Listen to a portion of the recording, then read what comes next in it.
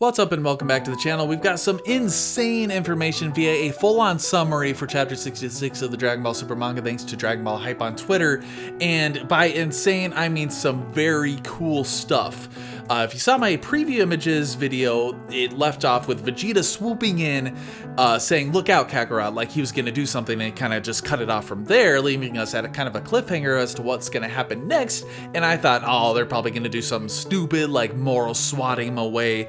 But first, let's go to the beginning of the summary for those who don't know what's going to happen. Basically, Moro has fused with the earth, and he's kind of forming these arms to attack Goku. And it starts the chapter off with Vegeta and the rest of the group that got freaking revived by Dende, and they're like, oh geez, what's going on with the earth? And Moro starts absorbing everybody's energy on the whole planet, and Vegeta's like, oh crap, I know what's going on, everybody get off of the earth. Which is kind of weird to me because I guess Earth Moro or Planetary Moro has to feel that they have to have physical contact with the ground, which is weird because like if somebody's walking on a sidewalk, like a sidewalk isn't part of the earth, that's like a man-made structure. So I'm like, is Moro absorbing people that are just in the city, you know, in their freaking cubicle, you know, running the numbers as an accountant or whatever? But whatever, I guess that's just how it works here. So the next interesting thing is that Beerus basically says, and I'm sure this will get a rise out of people, Beerus says he's going to go in because things are getting serious. He's going to go in and basically finish this quickly, which confirms that Goku and even Planetary Moro isn't as strong as Beerus still. Even though there's been lots of hints and, you know, evidence to support that they have, I guess we'll just never know until we actually see it and actually see Beerus's full powers. I mean, who knows, Beerus could be, you know, off training when he's not lazing around and freaking gorging on freaking miso soup or whatever. But he's about to go in, but they get him and Whis get a call from the Grand Priest, so they piss off probably about Maris's disappearance. But before they leave, Whis goes down to Goku and blocks a punch from Moro and basically tells Goku, hey, you have the god power, you're able to do this, just destroy the orb on Moro's head. And then they leave, and then that's when Vegeta says, hey, look out, Kakarot, I'm gonna come in and punch the earth. So I thought that they were gonna, you know, kind of fuck Vegeta over here and just have Moro slap him away. But no, Vegeta actually pounds the shit out of the ground here, using Force Spirit Fission to leak out energy that Moro is stealing. Now, why didn't Vegeta use this chance to split Moro from the earth? Because that would have given Goku a much better opportunity to destroy Moro as just Moro 7-3. Angelic Moro 7-3. So I thought that was kind of weird, but it doesn't take away any of the badassness in any of this, really. That's just not what he did, okay? So Goku uses this opportunity to charge in with Moro's arms just going all around the place, trying to get Goku. And it's kind of interesting because he's using these earth arms, and it's almost like, because they're like stretching around, it's almost like Piccolo's ability to stretch, even though he doesn't have Piccolo's copy anymore. So I really thought was interesting was Moro absorbing so much energy that Vegeta with Force Spirit Fission could barely keep up with the input of energy. So he tells Goku to hurry up and finish it and destroy the orb. And I really liked that kind of struggle. It's a very like interesting and unique kind of struggle that Vegeta is fighting Moro while Goku also fights Moro in a different way. As he flies through all of Moro's arms and almost reaches his orb, but doesn't quite get there and actually gets his energy absorbed, thereby causing Vegeta not to be able to keep up because that's a massive influx of energy, and Vegeta was barely keeping up as it was. And so Goku gets frustrated that he couldn't do what Maris did, and I'm like, yeah, no crap, dude. You should have finished him off last chapter when you had the opportunity. Instead, you gave him a Senzu Bean. So you could have done what Maris did, but you decided not to because you're dumb. So he says something about God power, which triggers, for some reason, Jocko to realize something about God power. So he goes off to do something. We don't know what it is yet.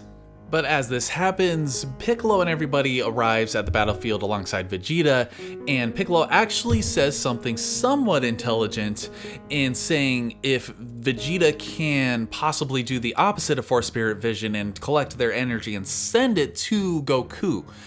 So Vegeta says, yeah, that's no big deal. So basically Vegeta can do the Spirit Bomb, because what happens next is that Piccolo telepathically communicates with Dende, and they send all their energy, and then Goten and Trunks, who awesomely are wearing freaking 17's outfit. I loved that shit. But they also send their energy, so Vegeta can basically do the Spirit Bomb now, and also everybody can just willy-nilly just send their energy wherever they want, whenever they want. See, the thing about Force Spirit Vision is that you have to actually make physical contact with the person. I thought it was kind of weird, because with the Spirit Bomb, like, he asks people for permission to give him their energy, and then they have to willingly kind of give it up. With Force Spirit Vision, you have to actually physically touch somebody or physically like punch them or whatever to force it out. So basically, I felt like this scene felt really overly complicated and convoluted, but I think it's really interesting seeing Vegeta basically do the Spirit Bomb. So he has this little Spirit Bomb in his hand, which he then fires off at Goku. Goku powers up and fails to reach Moro's copy orb again. So tension is really high at this point because nobody has any energy left, except they could probably just get a Senzu from freaking Krillin, but they don't do that. Instead, they see that there's a giant ball of energy in the sky. From where? Bom, bom, bom, bom. It's from the Daikaioshin, which Boo was sleeping, so I don't know how that all went about, but whatever the case, it is the Daikaioshin, and guess who? It's freaking Oob of all people, which makes sense because they actually foreshadowed this earlier on, mentioning Oob, and then also the Daikaioshin mentioning that a lot of his divine ki went away, was obliterated when Kid Buu died, but Kid Buu is reincarnated, which means that Oob also inherited Kid Buu's power, therefore he inherited the divine ki, which is now in this giant ball of energy. Wow. I will say that it's really cool that Oob is actually playing a part in this so early on at such a young age, because he's like, what, like 5 or 6 years old? I thought it was weird that he looks basically as old as Goten and Trunks, who are like, what, 14, 15 years old, I think, if my math is correct. I'll have to check on it later, but this is really awesome, and Vegeta does not spare any moments. He just immediately grabs the ball and hurls it at Goku and says, dude, you better get into Ultra Instinct and you better finish this right now, you little bitch.